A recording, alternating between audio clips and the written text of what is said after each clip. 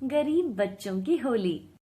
मदनपुर नाम के गांव में सीमा नाम की एक औरत अपने बच्चों के साथ रहती थी। उसके बेटे का नाम अमन और बेटी का नाम काजल था। सीमा लोगों के घरों में काम करके अपने बच्चों का पालन पोषण करती थी। दोनों भाई बहन बहुत ही ज्यादा शरारती थे। सीमा के काम पर जाने के बाद वह बाजार में चले जाते थे, जो उनके घर से कुछ ही दूरी पर था। कुछ ही दिनों में होली आने वाली थी। एक दिन अमन और काजल दोनों बाजार में घूम रहे थे। तभी अमन की नजर एक दुकान पर जाती है। उस दुकान में बहुत सुंदर पिचकारियों और रंग रखे हुए थे। तभी अमन काजल से कहता है, अरे दीदी, वो देखो कितनी सुंदर रंग और पिचकारी है, चलो वो लेते हैं। काजल भी दुकान की तरफ देखती है। हाँ अमन, बहुत सुंदर रंग है और वो बंदूक वाली पिचकारी कितनी अच्छी है ना। हाँ चलो अंकल से लेते हैं। दोनों उस दुकानदार के पास जाते हैं और उसे कहते हैं, अंकल अंकल, हमें वो पिचकारी चाहिए। अंकल, ये लाल वाली पिचकारी कितने रुपए की है? वो दुकानदार उनकी तरफ देखकर बोलता है, ये पिचकारी 20 रुपए की है। ठीक है अंकल, हम अभी पैसे लेकर आते हैं। आप किसी को ये लाल पिचकारी मत देना। ठीक है बच्चों, तुम पैसे ले आओ। काजल और अमन वहां से चले जाते हैं और अपने घर पहुंचकर वो अपनी माँ से पैसे मांगते हैं। सीमा शाम को घर वापस आती है। तभी दोनों बच्चे सीमा के पास आते हैं। माँ, हमें पिचकारी लेनी है, हमें 20 रुपए चाहिए। हाँ माँ, होली आने वाली है, इस बार हम नई पिचकारी के साथ खेलेंगे। अभी तो मेरे पास तुम्हें देने के लिए पैसे नहीं है। जब मेरे पास पैसे होंगे तो मैं तुम्हें खुद पिचकारी लाके दूंगी। सुबह हो जाती है। सीमा अपने काम पर चली जाती है और काजल और अमन दोनों घर पर उदास होकर बैठ जाते हैं। तभी अमन बोलता है, दीदी, क्यों ना हम अपनी गुल्लक में से कुछ पैसे निकाल ले, उसमें जरूर बहुत सारे पैसे होंगे। नहीं अमन, ऐसा करने पर माँ हमें बहुत डांटेगी। और दीदी, अगर हम पैसे लेके नहीं गए तो वो पिचकारी कोई और ले जाएगा। काजल कुछ देर सोचती है और गुल्लक लाकर तोड़ देती है। अरे वाह, इतने सारे पैसे! चलो दीदी, अब वो लाल पिचकारी लेके आते हैं। काजल वो पैसे उठा लेती है और वो दोनों पिचकारी वाले के पास जाते हैं। अंकल, ये लो पैसे, अब हमें वो पिचकारी दे दो।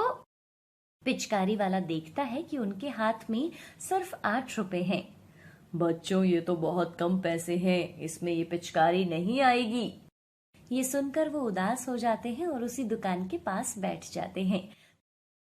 थोड़ी देर बाद वहां एक आदमी रंग लेने आता है। तभी उसके 50 रुपए नीचे गिर जाते हैं और अमन की नजर उस नोट पर चली जाती है। अमन चुपके से उसे उठा लेता है। दीदी, ये देखो, मुझे एक नोट मिला है, चलो हम इससे अपने लिए पिचकारी ले लेते हैं। नहीं अमन, अगर उस आदमी को पता चल गया तो वो हमें पकड़ लेगा। काजल और अमन वहां से चले जाते हैं और घर पहुंचकर वो अपनी माँ का इंतजार करते हैं। कुछ देर में सीमा घर वापस लौट आती है। काजल सीमा को सारी बात बता देती है और सीमा उन दोनों को बोलती है, तुम दोनों को मैंने बाहर जाने से मना किया था ना, तुम मेरी बात क्यों नहीं मानते हो? हमसे गलती हो गई माँ, हमें माफ कर दो। कल सबसे पहले तुम ये पैसे उस आदमी को वापस करके आना, वो बेचारा कितना परेशान हो रहा होगा। बेटा, बहुत मेहनत से ये सब पैसे कमाते हैं और तुम्हारा इस पर कोई हक नहीं है। लेकिन माँ, वो तो चला गया था, अब हम उसे कहाँ पर ढूंढें? जहाँ से तुम्हें ये पैसे मिले हैं वो वहाँ जरूर आएगा। तुम दोनों बस उसी का वहाँ पर इंतजार करना। ठीक है माँ, कल हम बाजार जाकर उसे ये पैसे वापस कर देंगे। होली का दिन था। काजल और अमन दोनों उसी रंग की दुकान के पास जाकर उस आदमी का इंतजार करने लगते हैं। कुछ देर बाद वो आदमी उस दुकान पर आ जाता है।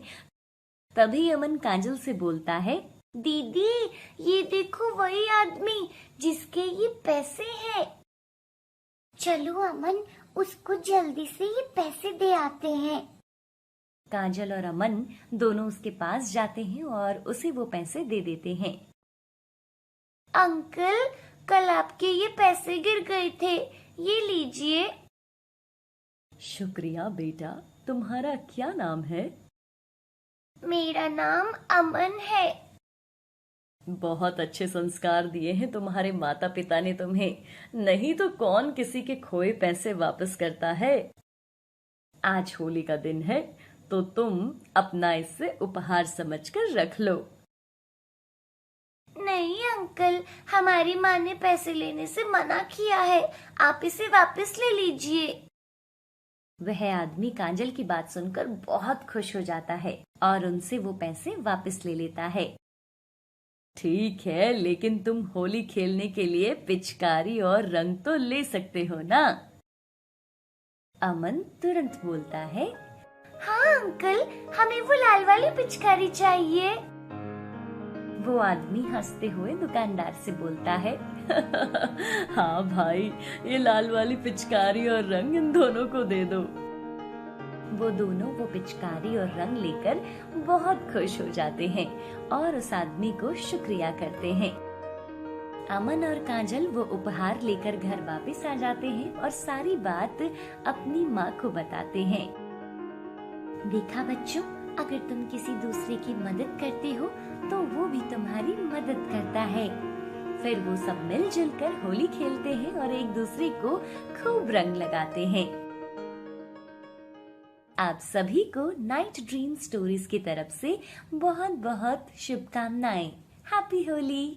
अगर आपने ये स्टोरी ध्यान से देखी है तो जल्दी से बताओ कि लाल पिचकारी का प्राइस कितना था। अगर आपको ये स्टोरी अच्छी लगी है तो हमें कमेंट करके जरूर बताइए।